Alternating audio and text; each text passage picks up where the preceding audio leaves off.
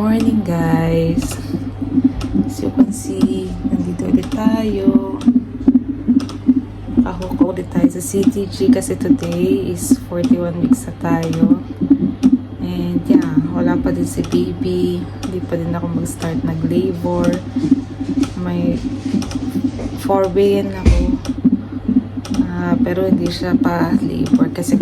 Hi guys! Welcome to my YouTube channel. Sam here. So, I am a Filipino nurse here in Germany. Magka 5 years na din po ako dito. Pero as of now, ay naka-maternity leave ako kasi waiting na lang ako sa paglabas ng baby ko. So, in my past few vlogs po, ay nag-share ako ng pregnancy journey ko dito sa Germany. Kasi alam naman natin na syempre may difference pa din yung pag-handle ng mga medical professionals sa pregnancy ng babae compare sa Philippines saka dito sa Germany. So, as first time mom dito sa ibang bansa, syempre ang dami kong tanong, syempre lagi medyo anxious ako.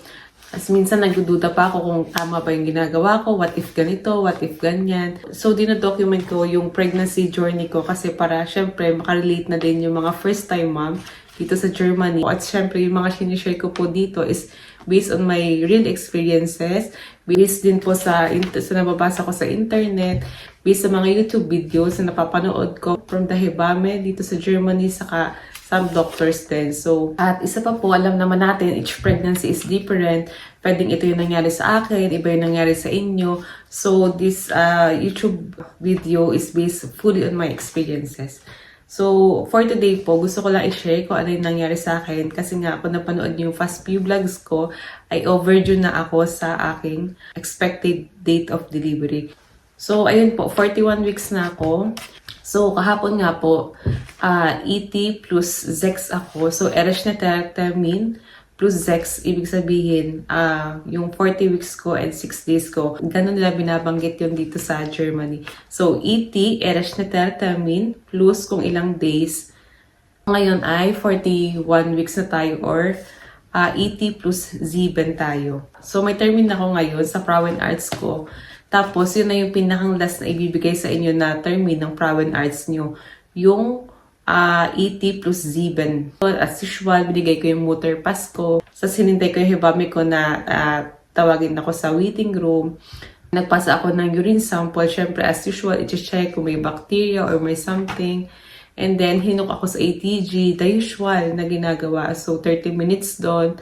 Tapos, gas okay naman yung CTG ko, alis normal, hindi na-decelerate yung heart rate ni baby. Wala din akong Geburtswehen. Kumbaga, meron akong konting contraction dito lang sa may puson o dito sa unterlib.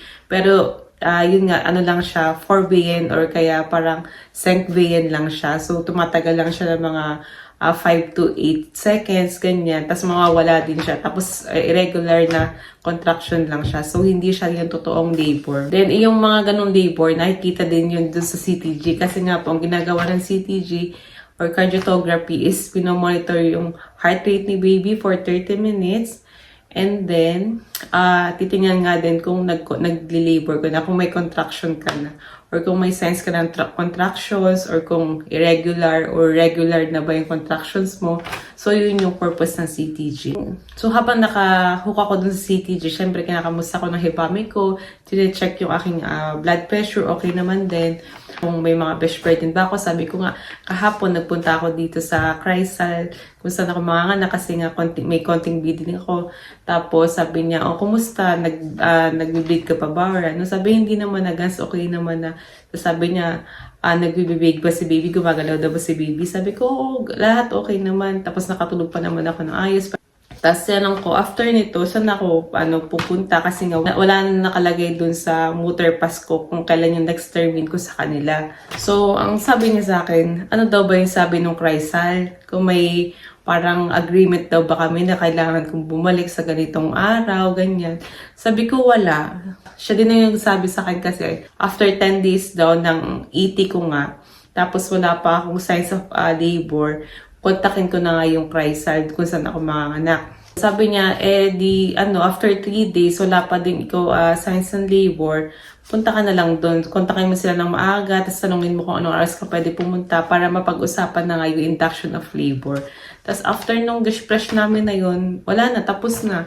Parang binigyan na lang niya ako ng iba pang tips kung paano nga mag natural labor. Actually, binigyan na niya ako nung isang araw, yung listahan, kung ano yung pwede kong gawin. Tapos may binibigay pa siyang isang tip kung ano yung pwede kong inumin. So, sabi niya, alam mo, Schweppes, nag-try ka dito. Sabi ko gano'n. Sabi ko, oo, iniinom ko yun, yung bitter lemon, ganyan. Sabi niya, pwede mo di i-try yun. Sa after nun, sabi na lang niya, alis gute, ganyan. Sabi niya, ito na nga yung last na termin mo dito sa amin. For nung 41 weeks ko or 80 plus Zban ko, wala akong signs of labor. As in, wala. As in, gansruhig si baby, gumagalaw siya, may konting senkbayin, pero walang Blasensprum. So, guys, thank you for watching and see you in the next one. Cheers!